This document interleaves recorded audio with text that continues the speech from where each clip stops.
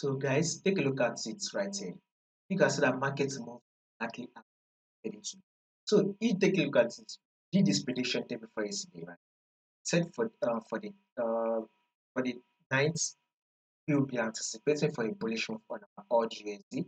Guess what AUD USD did give us? It gave us a bullish move. Now for Tuesday, which is for the 10th, we also said that AUD USD is also going to give us a bullish, and it's definitely going to tap this resistance level.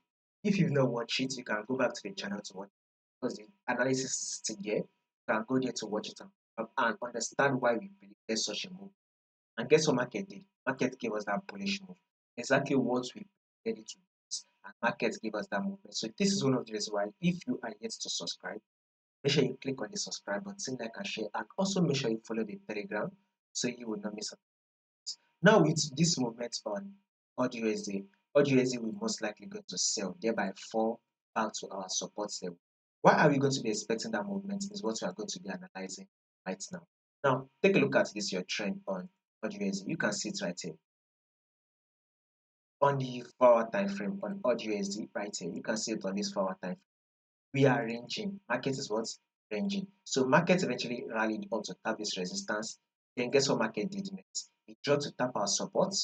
Market eventually rallied up to tap our resistance. Then it eventually ejected from our resistance and came to tap our support.